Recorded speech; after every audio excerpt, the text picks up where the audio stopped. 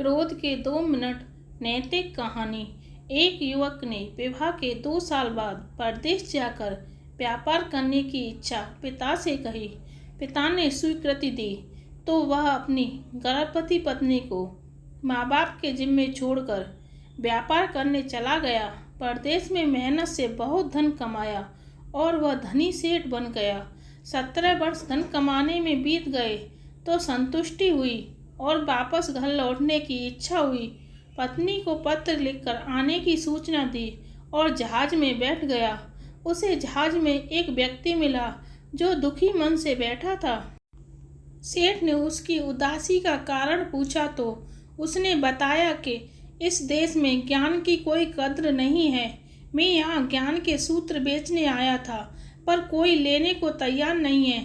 सेठ ने सोचा, इस देश में मैंने बहुत धन कमाया है और यह मेरी कर्म भूमि है, इसका मान रखना चाहिए। उसने ज्ञान के सूत्र खरीदने की इच्छा जताई। उस व्यक्ति ने कहा, मेरे हर ज्ञान सूत्र की कीमत 500 स्वर्ण मुद्राएं हैं। सेठ को सौदा तो महंगा लग रहा था, लेकिन कर्म भूमि का मान रखने के लिए 500 स्वर्ण मुद्राएं दे दी। व्यक्ति ने ज्ञान का पहला सूत्र दिया, कोई भी कार्य करने से पहले 2 मिनट रुककर सोच लेना। सेठ ने सूत्र अपनी किताब में लिख लिया। कई दिनों की यात्रा के बाद रात्रि के समय सेठ अपने नगर को पहुंचा। उसने सोचा, इतने सालों बाद घर लौटा हूं तो क्यों न चुपके से बिना खबर दिए सीधे पत्नी के पास पहुंचकर उसने आश्चर्य उपहार दूं। घर के द्वारपालों को मौन रहने का इशारा करके सीधे अपनी पत्नी के कक्ष में गया तो वहां का नजारा देखकर उसके पांवों के नीचे की जमीन खिसक गई। पलंग पर उसकी पत्नी के पास एक युवक सोया हुआ था। अत्यंत क्रोध में सोचने लगा कि मैं परदेश में भी इसकी चिंता करता रहा और ये यहाँ अन्य पुरुष के साथ है। दोनों को जिंदा नहीं छोड़ूंगा। क्रोध में तलवार निकाल ली।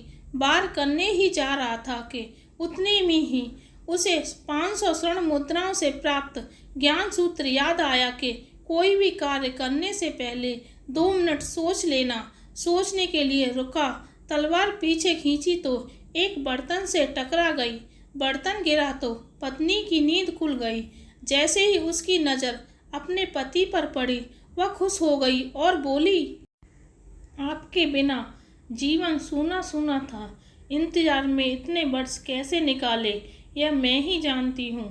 सेठ तो पलंग पर सोए पुरुष को देखकर कुपित था।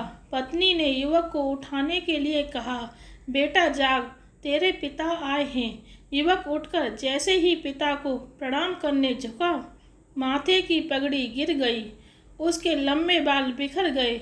सेठ की पत्नी ने कहा, स्वामी ये आपकी बेटी है। पिता के बिना इसके मान को कोई आँच न आए, इसलिए मैंने इसे बचपन से ही पुत्र के समान ही पालन पोषण और संस्कार दिए हैं।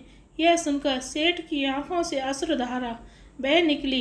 पत्नी और बेटी को गले लगाकर सोचने लगा कि यदि आज मैंने उस ज्ञान सूत्र को नहीं अपनाया होता तो जल्दबाजी में कितना अनर्थ हो जाता। मेरे ही हाथों मेरा निर्दोष परिवार खत्म हो जाता।